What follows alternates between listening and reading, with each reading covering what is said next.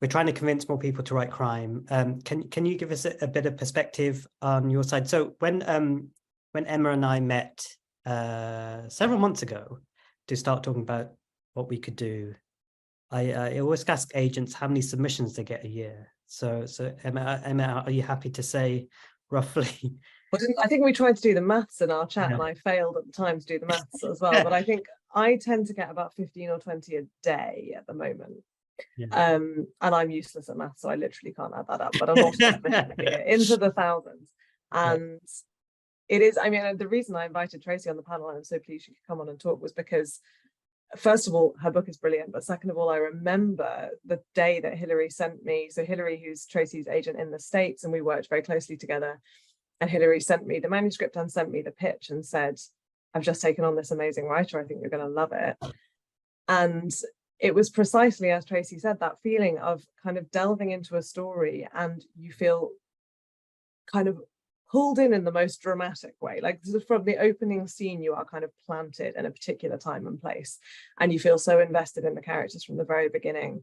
And it's the tricks that Tracy talked about that I think are such a smart, interesting way of thinking about these genres. And I can also imagine that they are firmly a reason that people feel put off writing in these genres, because it feels like there are tropes and there are tricks and there are techniques around kind of pacing and plotting that feel very technical, I suppose, or like you need to kind of fully understand them. And the way that Tracy talks about kind of unraveling those and figuring out how they worked. And I remember, I think in your original query, Tracy, you'd sort of said, it's this sort of novel wrapped up in a murder mystery. And I thought, God, yeah, that's exactly what it is. It has this kind of fantastic framing that means you cannot put the book down, but it's also an astonishingly good character study, and the sense of place is amazing. And all of those elements that people fall in love with from books right across the spectrum in terms of genre are there, but you also just have this kind of amazing propulsive element that means that you could press it into anybody's hands and say you're going to have a great time with this book and you're going to love it and you're going to learn and you're going to feel completely sort of wrapped up in it from the very beginning. And that's what agents are always looking for, is those books that you can kind of press onto people and get people excited about. So speaking in the wider context, you're getting 20 submissions a day. Are there any certain ways that you can categorize things that kind of that things that grab you in the wider context? Or I know it's quite so I think there's a couple of things. I think the query letter is actually really key, and I'm sure Leodora can speak to this as well. When agents submit to editors, we're really conscious that our letter has to stand out because editors are receiving lots of submissions from agents. And so sometimes it really is the kind of hook and the pitch, and if a writer can nail that brilliantly, then fantastic. And that, because they're coming directly to my inbox, that's often the first thing that I respond to. But when I start reading, I respond very, very strongly to voice. So I think that is one of those kind of ephemeral, useless words that we say that doesn't necessarily feel like it means anything to lots of writers, but every writer knows it when they pick up a book. It's that feeling of just kind of feeling either like you're so firmly planted in the perspective, or like there's something kind of spiky or funny or sharp or shocking about the perspective of the novel, whether it's first or third person. Voice can just mean, the sort of the writer's way of telling their story.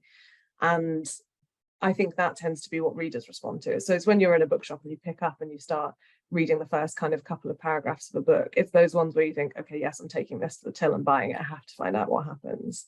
And yeah, those moments are relatively rare, I think, in all of our reading lives. They're those books that you pick up and you're going to love from the very beginning. And I think that's quite unusual. So that tends to be the kind of main thing that I'm looking for when I open a submission. So the hook and the pitch, the kind of clear voice. What advice would you give to writers who maybe, because essentially what we're trying to do is try to steer people who are thinking, I want to write my one novel that I've been thinking about, and it's probably literary fiction. We're trying to nudge them in a certain direction. I think I don't even know if people come to writing thinking they want to write literary fiction as a rule. I think it's just that so many of these words that we use, again, commercial fiction doesn't mean a lot to most writers who are kind of setting out to write. And I think part of it is just, I think also, the big brands that get a lot of attention in the UK in the UK publishing sphere in crime and thriller are often writers that have been writing in that space for 20, 30 years, and they can be fantastic, but it doesn't always feel like there's that much space for new voices to break out and really hit those heights. And I think we all want to feel like there is, and there are brilliant editors like Leodora and people across the industry who are fantastic champions for new writers in these genres and new writers in these spaces.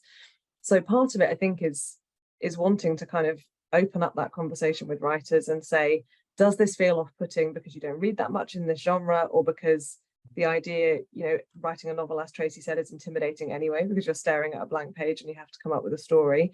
And then the idea of trying to make it propulsive, or if you're writing crime, feeling like you have to understand kind of police procedural elements or that world in a very particular space, or feeling like you have to even kind of set it in a particular place or do it in a particular way because that's the way that writers, you know, in those genres have done it before. It's interesting because obviously I put the list of the writers we're going to work with for the workshops, and I was talking to one of them, and they said that they didn't even realize they were writing a police procedural until the agent said to them, "Oh, this is a really good police procedural novel." Yeah. And that's, again, lots of these labels. I remember when I first joined publishing, I had no idea. People kept using these words and kind of literary and commercial and police procedural and all these things, and they meant nothing to me. They didn't mean anything to me in terms of the way I read.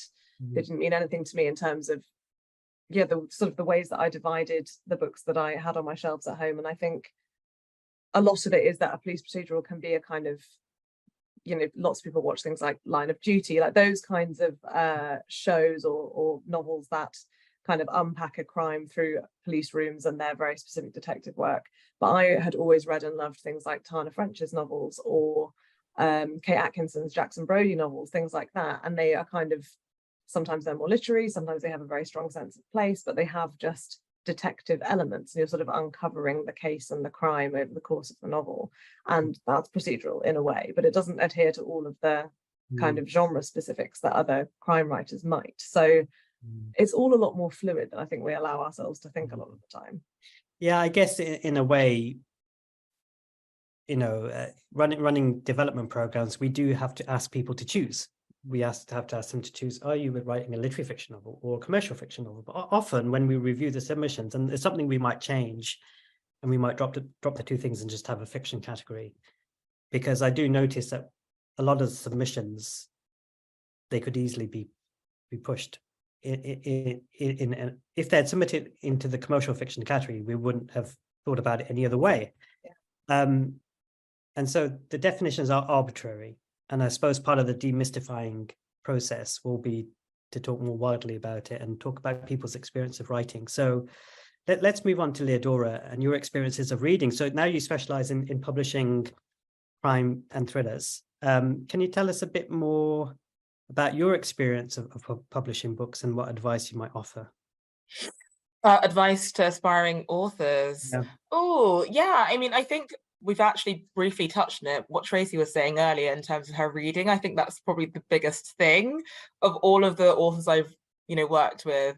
All the most successful writers are the ones who read the most in their area. So I'd say my number one piece of advice over anything else is have a look at what's selling well and pick those books up and what's been reviewed well. Read that and then go back and look at what readers have been saying about it. Does that sort of chime with your thoughts? I think when you tend to look at the reviews and how readers respond to crime, thriller, mystery, suspense books, you do notice certain things coming up time and time again. And I think it's really useful to have that kind of knowledge in the back of your head.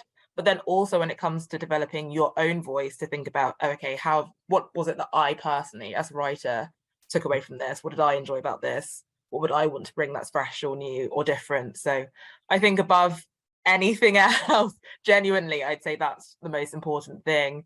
I think other things can be useful or helpful, but not essential. Something I really love about the crime community is that it does feel like there's a really great community. So trying to find a tribe, as it were, would be great. So there are festivals that run. If you can afford to buy a ticket to go, lovely, but it's really not a must. So things like House of Crime or Harrogate, a few aspiring authors do go. They've got sort of these author dinners where you sit down at a table with a published crime, thriller, mystery, suspense author, and you can ask them a bunch of questions. But I'm always sort of wary in recommending that because A, I know there's a cost, which is prohibitive, and B, it's just really not the most important thing. I think read, and read some more is where I'd start. So I asked Emma the question of how many submissions she gets a day. So I can't leave you out. So Leodora, what's your submissions inbox like? Do you know what? I'm very lucky because wonderful agents like Emma do the first part on submissions. So actually I do sometimes look at unagented submissions, but I'd say probably at peak I'm not receiving more than 6 a day, and that's at peak, I'd say. You know, I think usually it's more like a couple a day, which is much nicer. So yeah, very lucky that there are great agents out there who are reading all of these manuscripts and sort of selecting what they think is special and sending it our way. So yeah. But in theory, obviously, by the time things get to your inbox, they're looked at by people in the industry. They've probably been edited and polished. So then the bar is quite high. So what are the things that you're looking for? How would you categorize that in terms of your process of buying a book?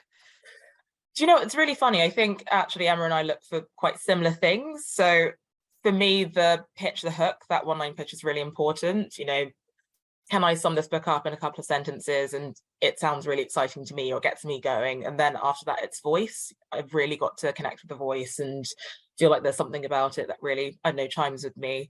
And it could be because it's particularly funny or dry or sharp.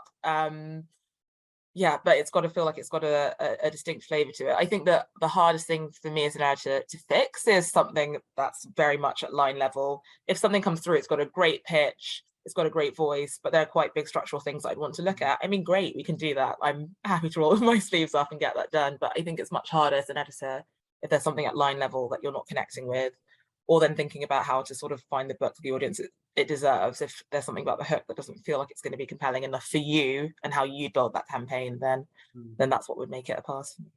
I suppose also thinking about internal barriers or barriers that people might have about thinking of taking this route. And I talked about this with a few of the authors who are going to do the workshops, is about writing a series. You might have the idea, I've got this great book I want to write, but maybe not necessarily. So do a lot of the things you take on going to be series or standalones, or what's your take on that in terms of giving advice to people? Oh, it's a good question. I think there are sort of advantages and disadvantages to series writing. I think one of the biggest advantages is having a sort of, all being well, if all goes well with book one, a sort of captive audience book on book. I think you certainly notice this around sort of the crime thriller mystery suspense space where you've got a standalone. Readers can be fickle for your first few books when you're establishing a sort of really strong fan base. You know, the thing that they sort of buy a book for is the hook. So it's sort of almost to a certain level, doesn't matter who you are. If you're Ian Rankin, then of course they're going to buy your book because you're Ian Rankin. But yeah, so there's some security in a series because even if you aren't yet, for example, brand level, if your first book does well, you know that your second book, there's a captive audience there that are going to buy it. The tricky thing is it can also sort of cap success. So say your first book doesn't do hugely well, then there's sort of a bit of a ceiling on what your second, third book will do. I would always advise readers or writers to start with what they're really passionate or excited about writing and take it from there. If they've sort of built out a crime novel where they've got an amazing lead character and they think, oh, wow, this character's really got legs. They work in some kind of crime profession. I can see them really carrying this book, you know, the series through from book to book, then great. But I think otherwise, sort of shackling yourself to that can be tricky. I'd always start with the idea and see where that takes you. A bit of a nebulous answer. Can I check, is that when the submissions that you get, Leodora, are they already indicating that this could be part of a series? Got you. Yes, they do tend to. And where they don't, sometimes as an editor, you might ask that question if it feels like, for example, you've got a really compelling protagonist who could carry across from multiple books, where I say, hey, have you thought about writing a series? Or sometimes, you know, the reverse happens where you've got an amazing hook or pitch for a central mystery or suspense, and then there's a suggestion to take it across a series where actually that core book is brilliant, but the author will probably have a better time finding a new, really exciting hook for a new a new standalone. So it really can be a case by case basis. But yes, generally people do tend to indicate whether something's plans to be in a series or not. I'm working one stage back to you, Emma. So when you get submissions, are people indicating then that, you know, this is their novel, but it could be this arc, or how does it vary? They are. So I'm sitting in front of a window and I can see the square was going black and white again. Yes, they do tend to. I would say from my side, I prefer a standalone pitch, just because I think, like Leodora said, if you finish the novel and you think, oh God, you cannot let that guy go, or that kind of protagonist go, and that has to be your detective going through, you know, for future novels, then that's a fantastic feeling. But with a huge number of novels, actually, I find that when writers write to me saying this is the first in a series, what they mean is this novel needs to be 400,000 words long to tell this very elaborate story that I've started. So you finish book one and it hasn't actually, you haven't resolved a story in a satisfying way. And I think that is very annoying for readers. I think the joy of a series is when something is resolved and it feels like a very satisfying read by itself, but then there's enough seeded that you're dying to dive into book two, and that's great, like brilliant, that's perfect foundation for a series. But if it feels to me like I'm actually just 25% of the way through a story at the end of book one, then that's not appealing. And also with conversations with editors, I think you want to leave it open to think, is this going to serve you best to stick with this series, or actually would you want to write a second standalone novel? So I just want it to work on its own terms. I think that always needs to be the main focus. Very important. It's worth saying, sorry, just to chime in, thinking about writers watching this, launching new contemporary series in the crime space is really tough at the moment, I will say. It's, unless you're sort of an established brand author, the market's quite tricky. I think an example of someone who's done it quite well, and I think was quite a smart publishing decision. So Sarah Pearce's The Sanatorium published, I'm looking at you, Emma, in paperback last I think, year. I think it was, I think last year. But I remember there being some really great buzz about that book when it first came out. And I noticed actually the publishers didn't really flag it as a new series launch. It was, this is a great sort of modern day Agatha Christie setting-led atmospheric crime. And that's taken off, and they've since gone, oh, okay, look, and actually it's part of a series and here's the second book. So I think that's quite smart. But yeah, worth being aware of. Yeah. Great. And actually, the other thing I should just add, also thinking of writers watching this, is that I always think the how many submissions do agents get conversation is unnecessarily intimidating, because it sounds awful. And every writer I've ever spoken to is like, great, so I'll just never get an agent, I'll never get published, good to know.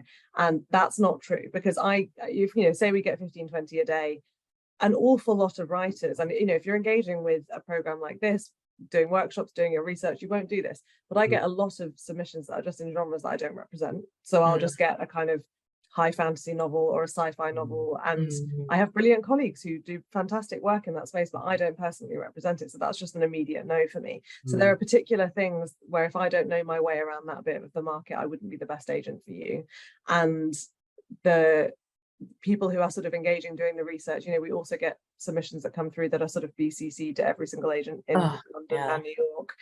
And there's no, like, you can tell when a writer has done their research and they're reaching out to you because they think you're a good fit, and inevitably those ones rise to the top of the pile much more quickly anyway. So the numbers, I think, skew more intimidating than they need to. And, you know, we are looking every day. It's my favorite bit of the job. It's annoying for my inbox, but it's my favorite bit of the job is kind of opening up a new query and thinking, oh my God, and wanting to immediately go and print it off. We're waiting to find those new voices. So it's not, you're not battling against agents who are sort of desperate to just clear them and move on. Like, people want to find exciting new projects and exciting new writers to work with. That's always the kind of momentum and the impetus for us in our job. So you know, you have people who are already on side waiting to receive your material, definitely.